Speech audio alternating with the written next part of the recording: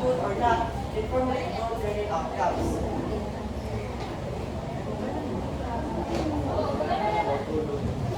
So meaning of learning outcomes. Outcomes comes in different levels. So according in OBE or the outcome-based educations, the focus of the learning outcomes actually associated with the learners. That's the phrase students learning outcomes the teacher knows very well. So ang teachers kay dapat kabalo sila sa learning outcomes or what the unsay performance or unsay i-demonstrate sa students in the end of the discussion or in the end of the subject or course. So program outcomes are the course outcomes, the outcomes for each subject and curriculum. So the most specific are the learning outcomes. So program outcomes, muna siya ang bigger picture or muna siya ang ginagamit sa mga kanang university which is kanang broad or wide or scope ang iyahang outcomes ani. Like for example,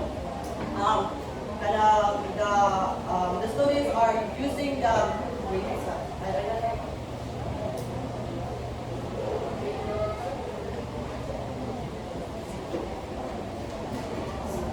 like for example, graduates can apply mathematical concepts in solving real-world problems. Muna siyang program outcomes which is kanang broad or wide. Tapos ang most specific or the most measurable outcomes, muna siyang learning outcomes or called as intended learning outcomes or student learning outcomes. So muna siya ang kanang learning outcomes that are specific from the three domains which is the knowledge, skills, and attitudes. So learning outcomes, on the other hand, are the most specific and measurable. They apply to a single topic or lessons.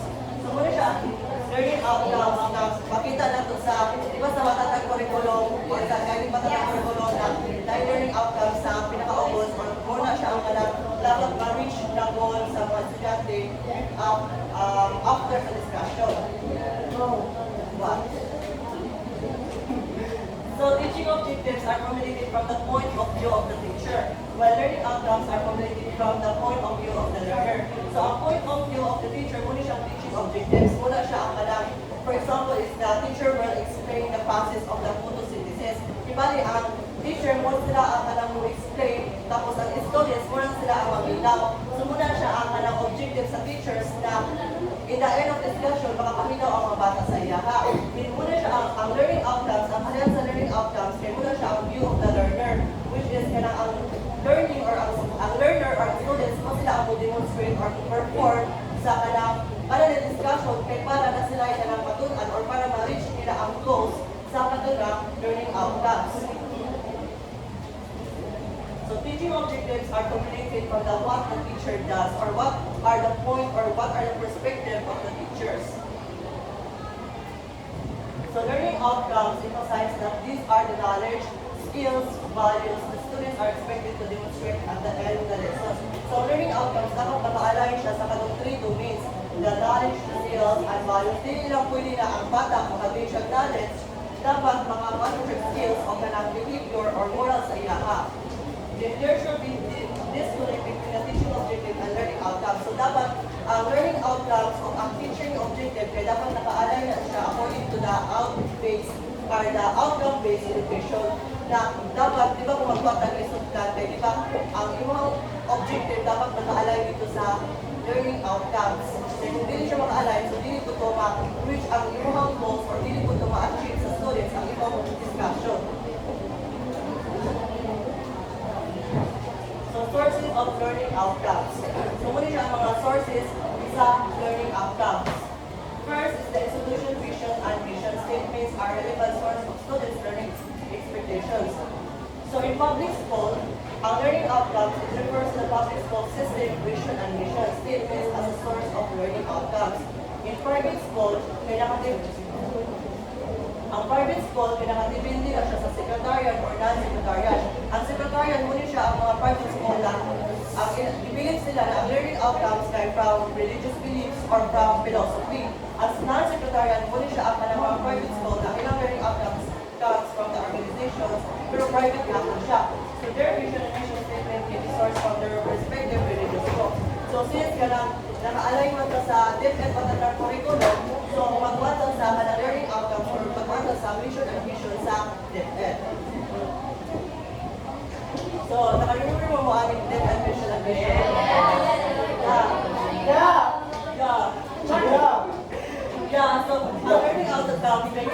diri sa Education Admission sa DepEd Matatagori at sa DepEd which is Department of Education.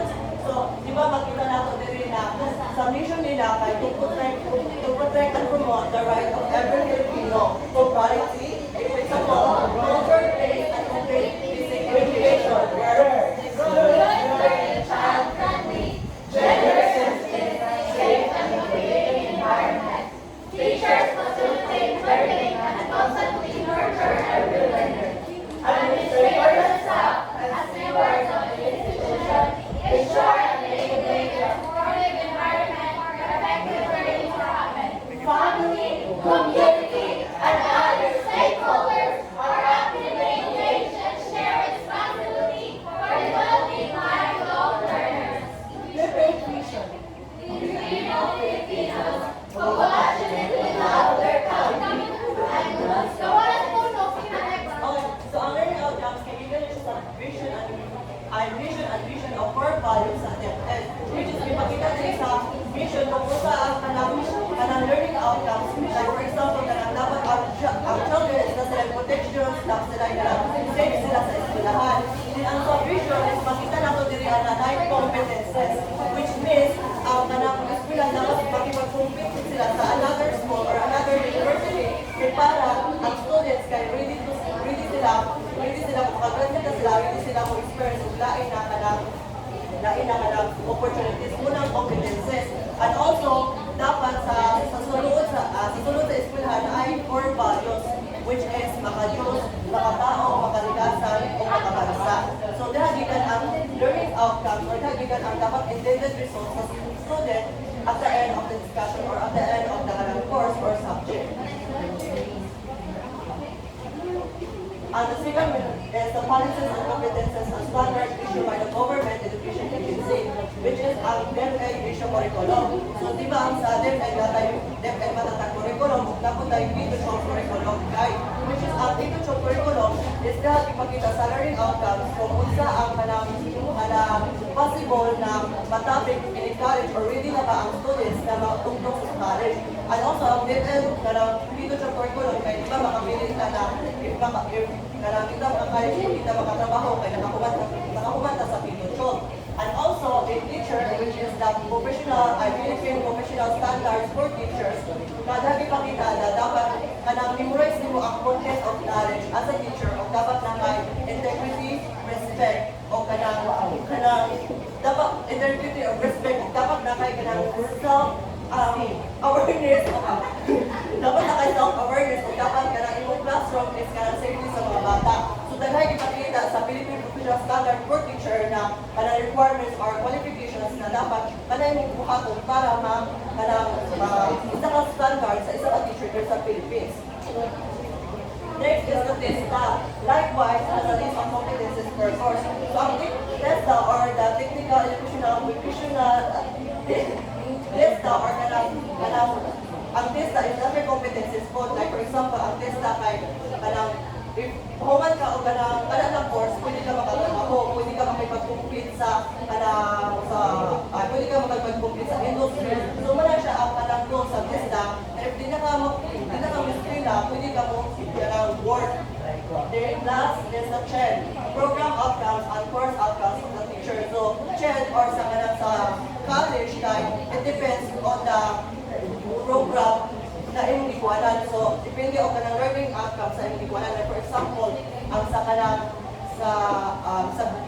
PSP na sila yung learning outcomes or na sila intended results sa pagkuman nila ng eskwela na kung sila makatrabaho or based sa ilahang eskwelahan or based sa ilang experience.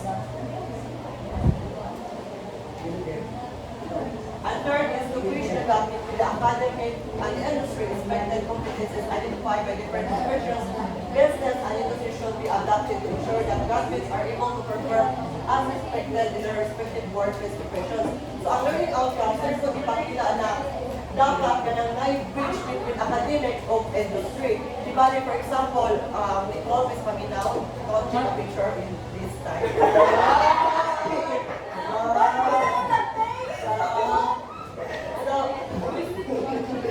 So, dapat na ay ganang bridge the gap between the academic and industry. Like for example, if ang industry kayo, nasa naging pangitala ka ng competences process or nasa nagipangita na na outcome. So dapat ang school po kaya kung una ilang buhaton para ma-experience po na or para na-skills ang kanang mga bata. Like for example, in the case of the ICT or the IT, Information Technology. So sa tech industry is kailangan sila na naipag-apply kabalo mo computer or kabalo mo po sa digital. So dapat ang eskwelahan po mag-provide or mag-want sila learning outcomes po like for example the cybersecurity, the digital literacy, so para na sila experience or para na skills ang kaduna estudyante para ready na sila mo kuan sa workplace in-graduate nila. So muna siya ang kanang to bridge the gap between the academic and industry. Then the last one is for schools to be relevant, we should consider the trust and development goals of national government in the provision of learning outcomes. So di ba ang nagkuhan sa curriculum is ang government. So di ba ang government is nakita nila na ang na industry kailangan ng kanang learning outcomes na kanang more innovation more innovation. So more innovation. So dapat ang school po mag-collaborate po sa government. Kaya para kanang sabay sila sa trend. Like for example, if kanang para masabay sila sa trend kay educational is not for own or individual personal growth but also to improve the society. So muna siya ang kanang schools that relevant in the consider of trust and development of national government. And that will be all. I will give the floor to Ms. Bayongo.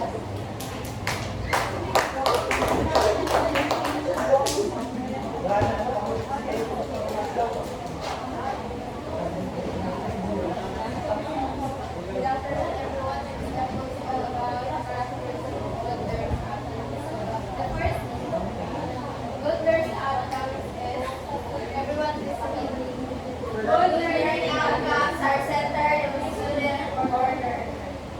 Good learning outcomes are centered.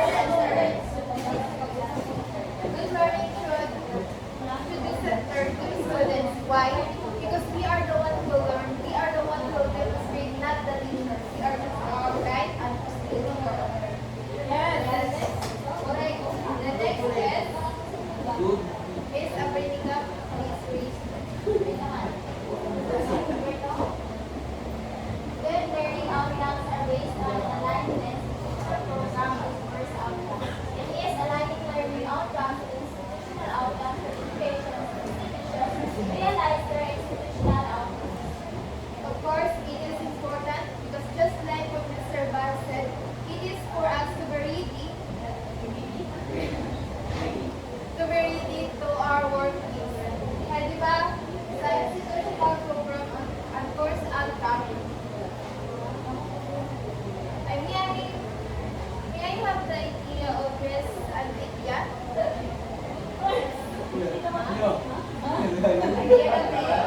Yes, about this one, since it is already done with your exam. Yes. Okay. Number 2 is good learning outcomes are based on and aligned with the institutional program and course outcomes. Yes, of course, kay when you say good learning outcomes, kay lagi na siya yung basis. How much more kung if ang learning outcomes is dili siya mag-base, so business na po siya, hindi nga po niya mamit ang outcomes na ang outcomes na ay or na-align dito sa kanilang institutional or program or kanilang course outcomes. Now let's proceed to our third characteristic. Good learning outcomes are based on and aligned with local, national, and international standards.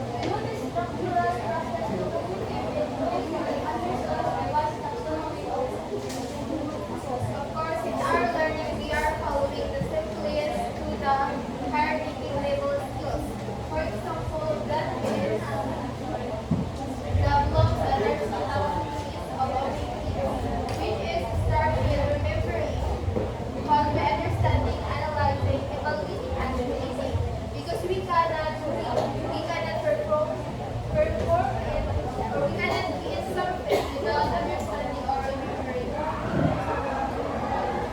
Other taxonomies of learning objectives.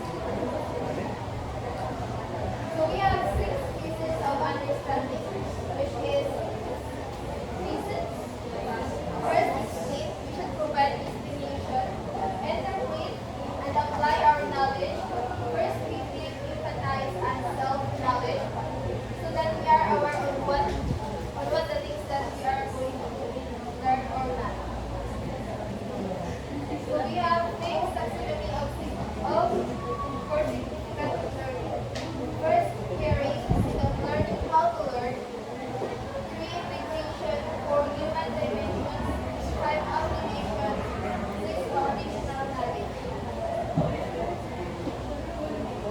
The 6 characteristics of good learning outcomes is good learning outcomes are smart. Why do you think good learning outcomes should be smart, Mr. Oponda? Why do you think good learning outcomes should align with smart? Siyempre, ang mga learning outcomes nato dapat smart din siya. Dapat ang outcomes nato dapat achievable sa student, pwede siya ma-acquire sa student, kumbaga ma-adapt ang or ma-retain ng students yung mga gipagtuturo nato, mga learning outcomes nato. Of course, yes, Mr. Emily, sir. Ang prosyekto yan, sige na po. Uy, boss. Of course, that's important okay, para ma-apply natin. Since naka-understand natin, so we're able to apply it on our students or our The last is, good learning outcomes are useful and relevant to the learners. The learning outcomes are for the learners to achieve at the end of the lesson. Of course, yun may learning outcomes na makuha mo yan before the lesson. Of course, learning outcomes should be attained at the end of the lesson. Because we have already the knowledge about that learning. That's all for my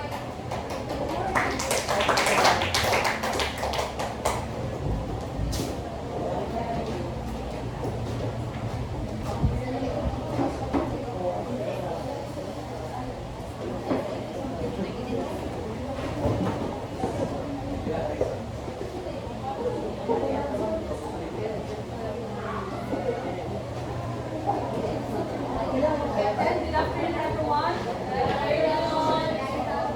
your attention, please. So, it's very important for us, especially educators.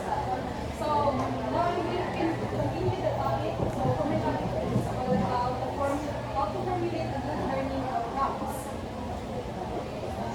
So, may I ask, what is learning outcomes? Bakit daw? Discernment. For you, what is learning outcomes?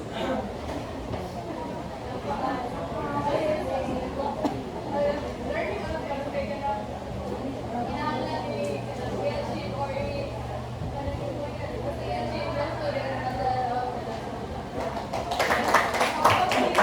Mr. Reyes, for you, what is learning outcomes?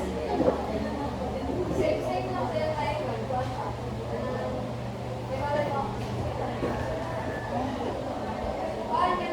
di ba lang may goal ba at tayo ng lesson?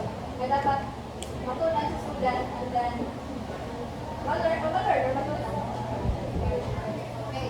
So when we talk about the learning outcomes, it is a statement of what learners expected to know, understand, or be able to demonstrate after the completion of a process learning. So, pag ang learning outcomes, it should be taught to the student before, to the student very well. Diba? Kaya pag ang mga learning outcomes is very clear, concise sila, dili siya tinong sa mga students. Kaya pa lang na time, nana sila idea on how to do or how to demonstrate your learning outcomes. So next, when we talk about learning outcomes, so the outcomes should be shared to students before the start of the discussion. Diba? As usual, yung ginagawa nato, before tayo mag-start sa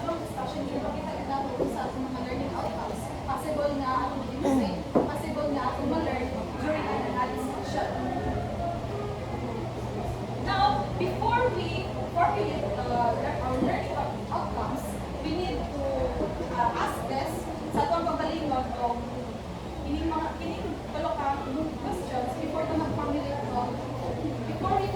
the learning outcomes. So first is, what do we want students to learn? So, lahat na tayo, lahat na ito mapayo, ang gusto na ito ma-learn sa itong mga students. So for you, Miss Asadera, why do we want, ini sa question 1, what do we want students to learn? For you, unsa man ang tanong ko at unsa lesson, kanang sa mga strategy mo, kanang kasi dapat na, for example, sa physics, ito ba, construction ka o kining learning outcomes, unsa ang gusto mo mabalan or mag-learn sa mga students. For example, sa physics. How are you doing to lessons? Yes. Example.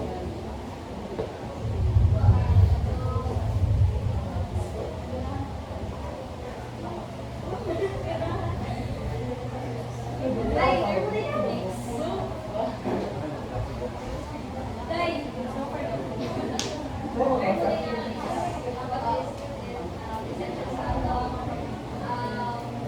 Life applications para makahibaw na physical importance sa ito ang in everyday life.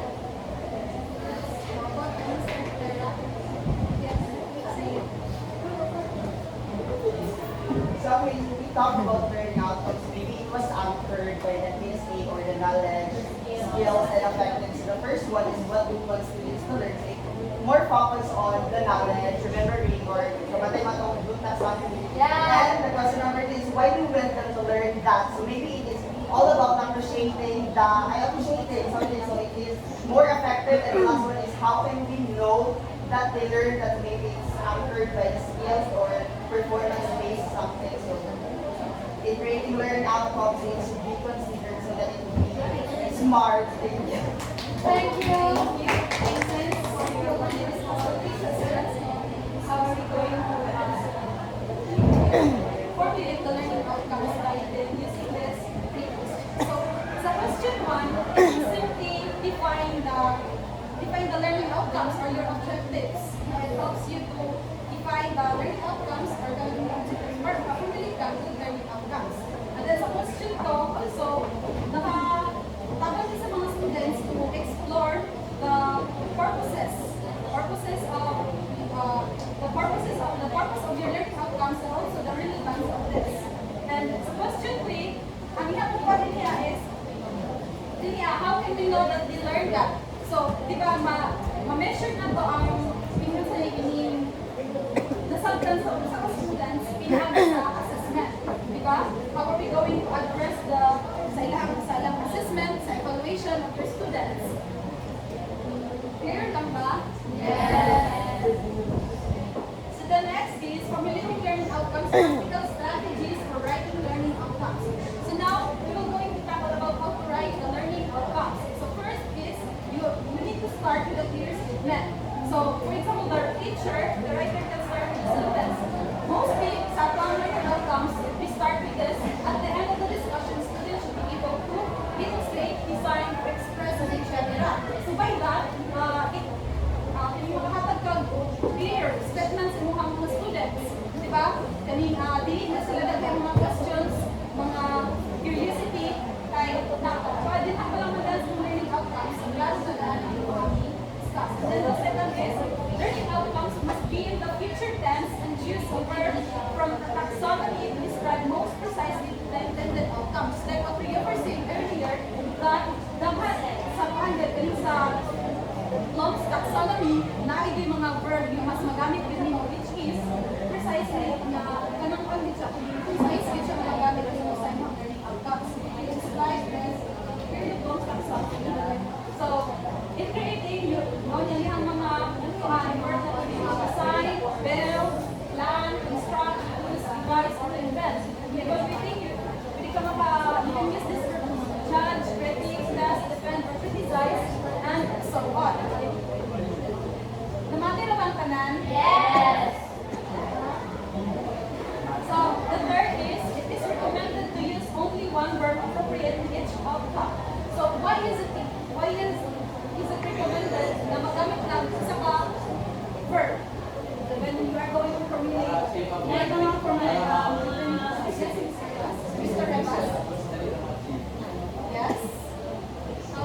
Why is it recommended to use only one verb? Ano? Paano yun siya? Kung sabihin na aalam mo, paano na?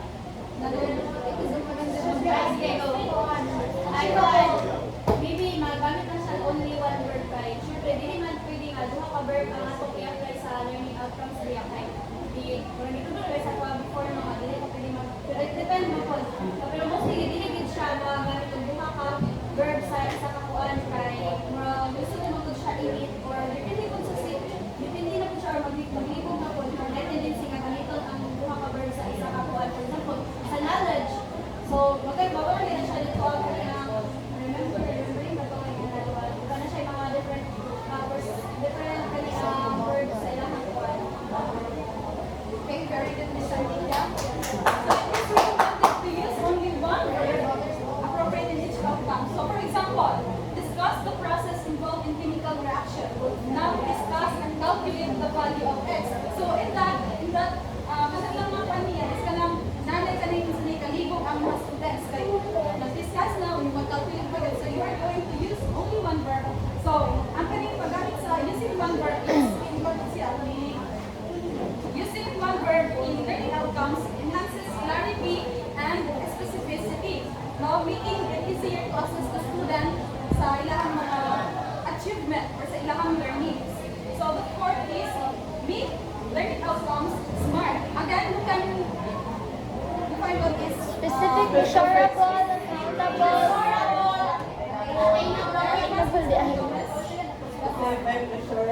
attainable, realistic, time bound. So, by making learning outcomes the smart, it makes the learning outcomes more clear, simple, and concise sentences. So it avoids also the verbs susceptible to different interpretations of what actions they require, like know, understand, become aware of, appreciate, learn, become familiar with, think, and etc. So in this making learning outcomes using the SMART, making learning outcomes, it means that you are crafting them to be specific, no? Measurable, achievable, relevant, and time bounded. So by that, you are using the clear verbs that could avoid sa ilang mga could avoid the kalibugan on how they are going to learn their learning outcomes. And also, just like some mga terms na nakalagay, know, understand, by that, using the SMART, you are ensuring it's clear what student must do to demonstrate the learning of your learning outcomes. So the next is in the fifth strategy, keep in mind that to assess what is taught, learning outcomes should be aligned with the assessment. All learning outcomes should be assessed.